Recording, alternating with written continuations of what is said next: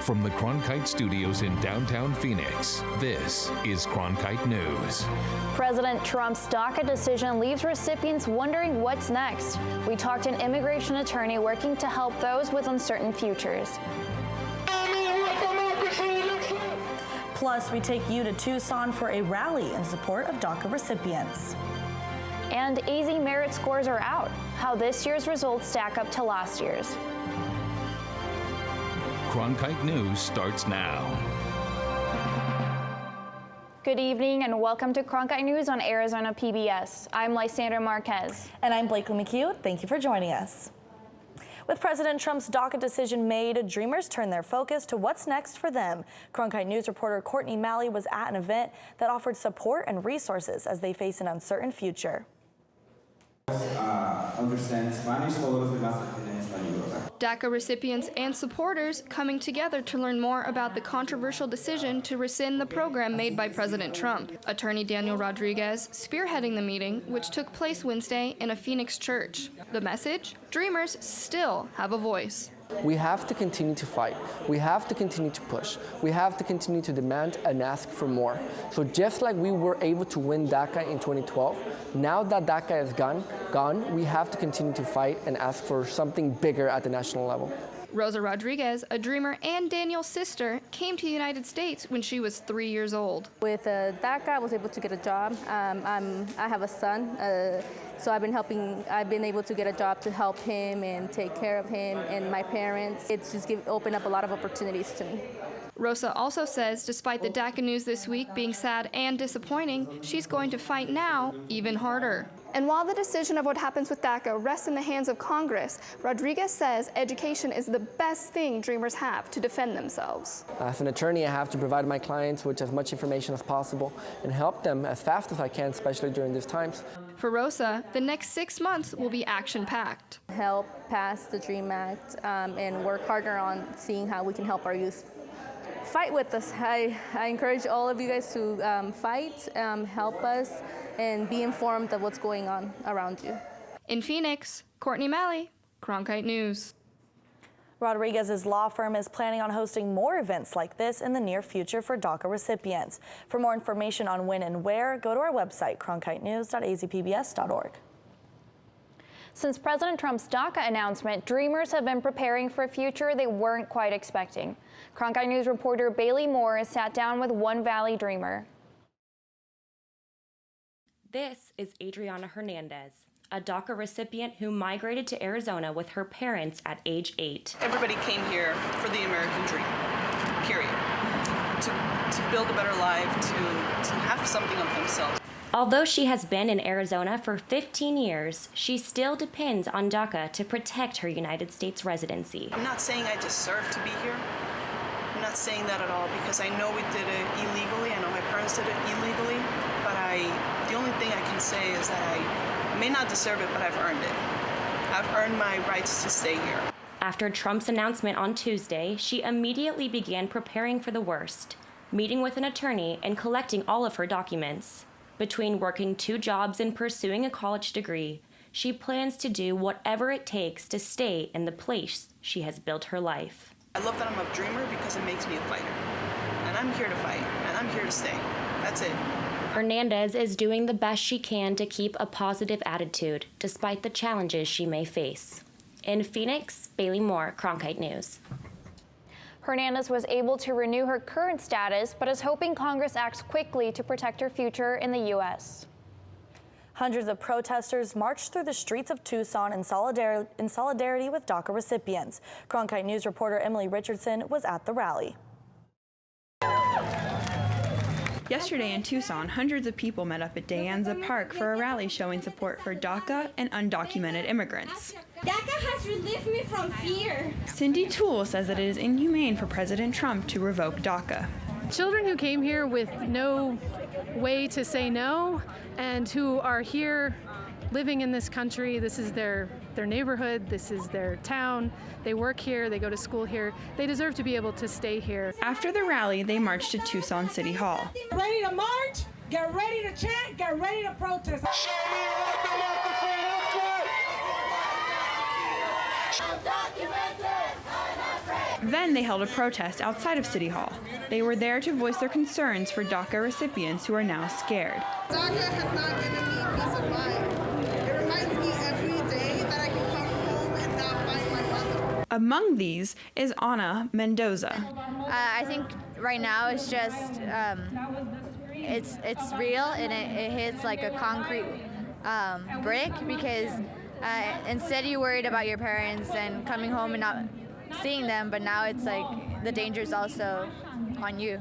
The protesters were also demanding Tucson become a sanctuary city and that the federal government legalize all 11.5 million undocumented immigrants. This isn't about pointing the finger to Republicans. We've been here for a long time. This is not about Trump. Obama deported over 2 million people. He deported my brother.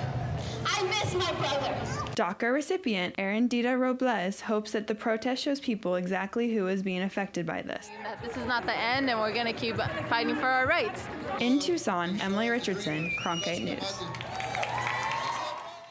Toward the end of the rally, Tucson Mayor Jonathan Rothschild told attendees that ending DACA was cruel and un-American, and that he is asking Congress to enact legislation. This morning, President Trump sent out a tweet intended to calm the fears of DACA recipients in the wake of his administration's announcement Tuesday. He said DACA recipients shouldn't worry about their status in the next 6 months. The online reaction? Confusion. So Cronkite News wanted to clarify. The decision to end DACA involves 3 deadlines. First, the 6-month deadline is for Congress to come up with an immigration bill that could include protections for Dreamers. Only DACA recipients whose permits expire within the next 6 months can review their permits. These DACA recipients have a 30-day period to renew their permits, which started on September 5th. It's also important to note that no new applications for DACA status are being accepted. Cronkite News is dedicated to covering the DACA decision and its impact statewide. For our full multimedia coverage, go to cronkitenews.azpbs.org. AZ Merit scores have been released, and this year's scores show modest improvement over last year's. Cronkite News reporter Holly Bernstein examined the scores to see what they mean for students and schools. Among students in grades 3 through 12, in 2017, 39% of students passed the English language arts, up just 1% from last year. 40% of students passed the math section this year, up 2% from last year. The reading and the writing aspect of it is very difficult for our students. Many of our high school students come in reading at below grade level. At Phoenix's Central High School, only 11% of students passed the AZ Merit math test. 17% passed English language arts. The school has a diverse student population. Some are even refugees. So when they come to us, their backgrounds are varied and their educational levels varied. And the test scores of those students are included in the school's overall rating. Central High School Communications Director Craig Platanik says the scores aren't what they were hoping for. We're disappointed, quite frankly. Our Algebra 1 scores, which are 9th grade scores, fell this year, and we also fell in English language in 11th grade, as did the state. Arizona Superintendent of Public Instruction Diane Douglas said in a statement, quote, "While I am pleased that the scores of students are modestly moving in the right direction, the weight given to AZ Merit has gone beyond its intended use." End quote. Jeff Esposito, the Director of Policy and Programs at Expect More Arizona, is also concerned about modest gains. Esposito says one of the biggest problems in education right now is that everyone lacks a shared vision about where we need to be going.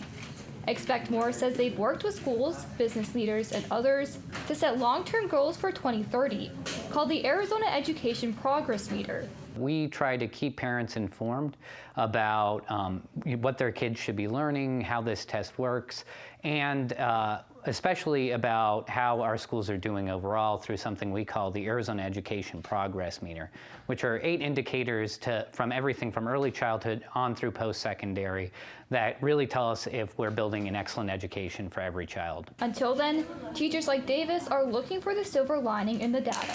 And they score 50%, which on a standardized is considered failing. But that student walks away knowing 50% more than what they did coming in. This school year, districts will be able to choose alternative testing to AZ Merit. In the broadcast center, Holly Bernstein, Cronkite News. Phoenix is still dealing with the aftermath of President Trump's visit last month. And the Phoenix City Council is trying to determine if the situation was handled appropriately. Coming up on Cronkite News, residents sound off on the performance of Phoenix police. Plus, some high-tech upgrades hope to keep Scottsdale police officers accountable and safe. When a story comes in the morning, we're out the door as fast as we can go. But it's also great to spend more time in communities and produce projects. From the borderlands to the cities, the reservations, and even the state capitol, we want to get to the heart of the matter. When the lights come on in the studio, we know our hard work is about to pay off. We love what we do here at Cronkite News. We're proud to tell the stories of our state. Now, more than ever, it's important to have a trusted news source, and that's Cronkite News. This fall. I'm so excited! What? From the inspiring to the amazing. You're in the presence of history. The compelling. He said, "Welcome home." It was just a powerful moment. To the astounding. I promised myself I wouldn't cry. And from the breathtaking. This is real. A journey to Mars. To the electrifying. We're going to change the world. All this and more. All this fall. Oh my God!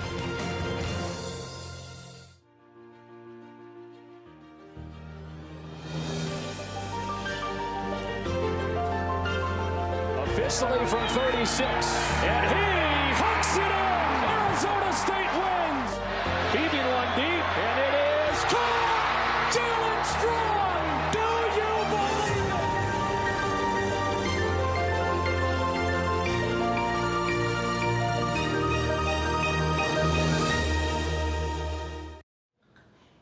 Last week, the Phoenix City Council faced angry residents concerned about officers' actions after President Trump's rally. Last night, citizens came out in support of those officers. Cindy Eisenberg was there to capture their reactions. My hat is off to you. Literally, it is off to you. Praise for Chief Jerry Williams and the Phoenix Police Department. She did her job. She did her job, and she did it well. The citizen comments at yesterday's Phoenix City Council meeting were different compared to last week's meeting. These leftist mobs are aligned with Antifa,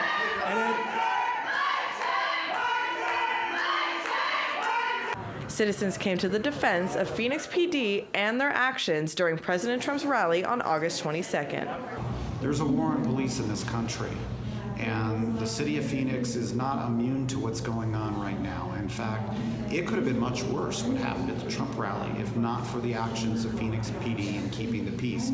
However, not everyone present was there to commend police.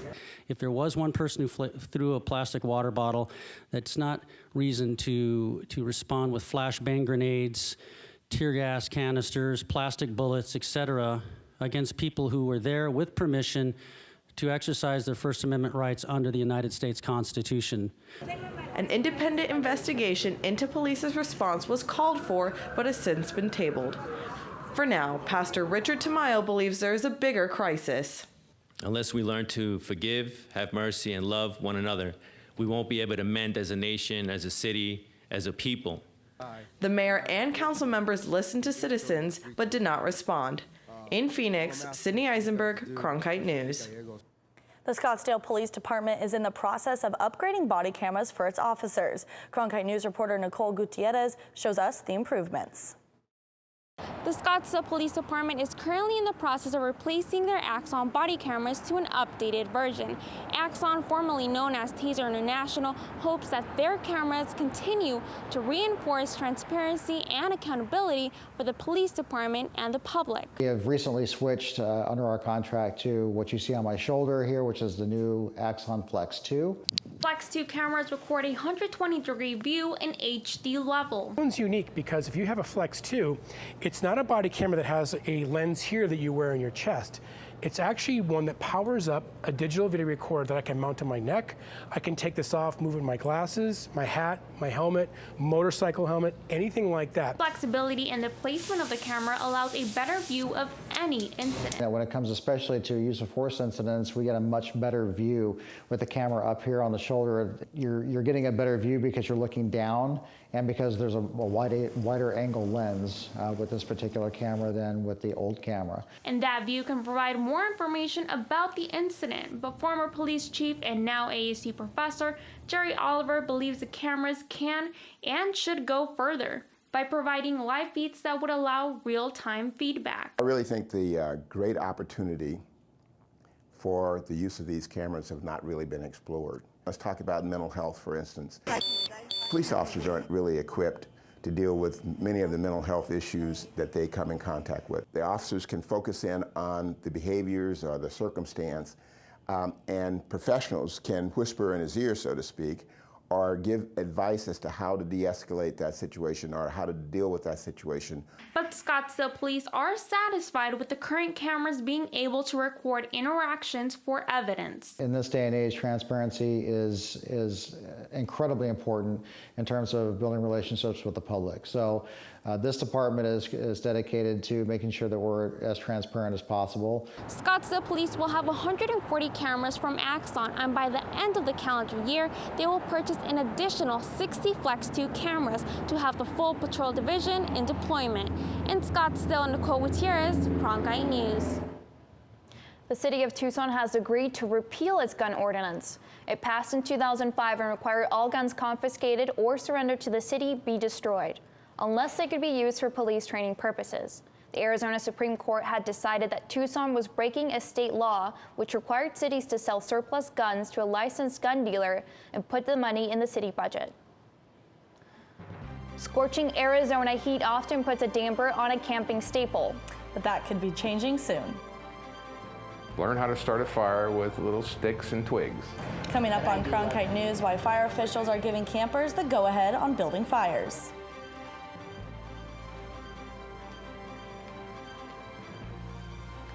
And an update on Hurricane Irma and your 7-day forecast coming up next.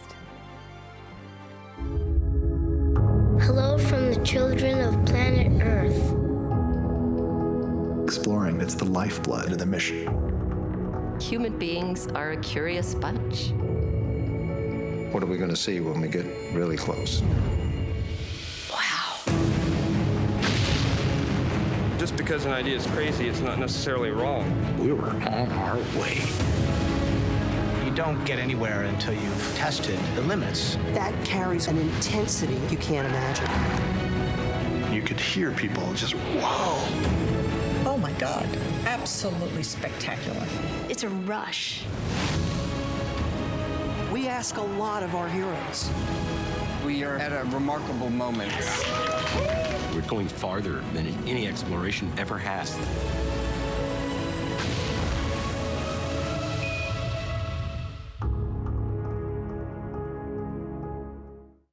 Tickets are now available for the annual Walter Cronkite Award for Excellence in Journalism Luncheon, held Thursday, October 19 at the Sheraton Grand Phoenix. Join media industry and community leaders in honoring award-winning co-anchors and co-managing editors of the PBS NewsHour, Judy Woodruff and the late Gwen Ifill. To learn more or to purchase tickets, call 602-496-0482 or visit cronkite.asu.edu/luncheon. At least 10 people are dead as Hurricane Irma continues to move through the Caribbean, now being called the most powerful Atlantic Ocean hurricane in recorded history. The Category 5 storm made landfall in the Caribbean yesterday, ripping through Barbuda, St. Martin, and Puerto Rico, destroying most buildings and leaving hundreds of thousands without power. An Arizona Search and Rescue Task Force is heading to Louisiana under FEMA orders to prepare for Irma relief efforts. Irma is forecast to hit Florida Sunday. With the entire state under a state of emergency, Florida Governor Rick Scott is urging residents to get out when they can. And look at the size of this storm. It is wider than our entire state and could cause major and life-threatening impacts from coast to coast. Regardless of which coast you live on, be prepared to evacuate. Floridians on the West Coast cannot be complacent. We will continue to monitor Hurricane Irma's progress. But for now, let's turn to Cronkite weather reporter Holly Bach in the Weather Center with a look at Irma's path. Hurricane Irma is continuing to blow very strong. We can see that it is at 175-mile-per-hour winds and is heading towards Florida and can even hit Georgia. Going into the temperatures here in Arizona, we can see temperatures at 77 in the Grand Canyon, 81 at Show Low, and 100 in Tucson. Heading into the valley, it is a bit warmer down here. We have 95 in Maricopa, 100 in Goodyear, and 99 in Surprise. And heading into your 7-day forecast, we can see that the weekend will be a little bit cooler temperatures and some clouds in the sky as well. But then those will skyrocket back up to 107 and 106 going into the next week, with lows in the low 80s. Live in the Weather Center, I'm Holly Bach. Due to summer heat, campers were prohibited from having campfires, but the Maricopa County Parks and Recreation Department lifted the fire ban just last week. Cronkite News reporter Erica Arrington went to Lake Pleasant to find out how this will affect Arizona campers. We will be grilling, and since we just found out we can have a fire, we are definitely going to get some wood. At Lake Pleasant Regional Park, more people are camping as the weather cools down. Cooler temps also means an end to the fire ban. Park Ranger Terry Gerber says even without the ban, campers need to be careful and remember that there may still be restrictions. So we're trying to allow the campers now, if they understand how to use their fires, that they can actually go ahead. We're going to go ahead and have that restriction off since we did get some rain. But if for some reason the wind picks up, we will have a temporary ban at that point. Some campers are firing up the barbecue and making plans for s'mores. Others are trading the wood for charcoal. Out here at Lake Pleasant Regional Park, they provide multiple cabanas throughout their park that are accompanied by charcoal grills. This will allow campers to safely enjoy a barbecue dinner now that the fire ban has been removed. If campers need fire supplies, volunteers like Beth Ann Schnell explains where to find them. Schnell lives in the park for most of the year and has tips on how campers can follow park rules. The winds are always unpredictable at the lake, so, you know, taking care of the fire and managing and making sure you put it out properly when you're finished is really important.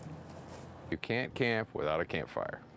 Making sure the fire is out helps prevent wildfires, allowing everyone a safe time in the outdoors. At Lake Pleasant, Erica Arrington, Cronkite News. To stay up to date on current fire ban restrictions, you can head to the Arizona Department of Forestry and Fire Management. One Arizona industry is not just a source of entertainment for the Valley. And it has the numbers to prove it.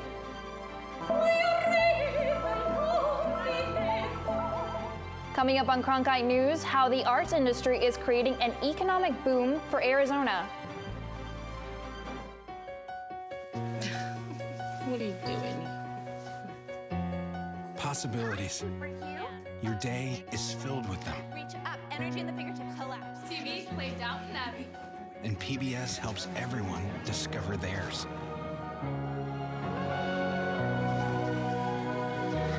Anytime, anywhere. Up in the sky, you can see it. PBS, we're with you for life.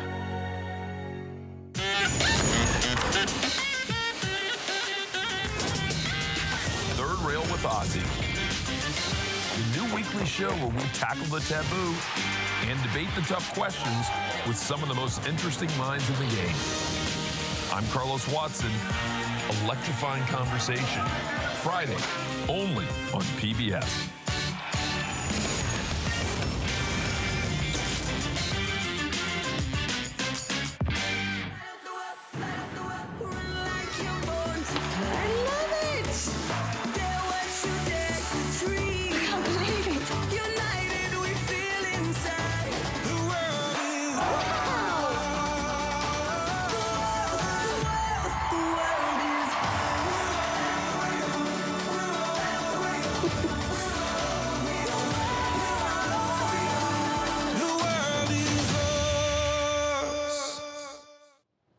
Some consider the arts a luxury, but to the city of Phoenix, they're much more than that. And Kirika Marinier looked into the industry that contributes millions of dollars and thousands of jobs to the economy.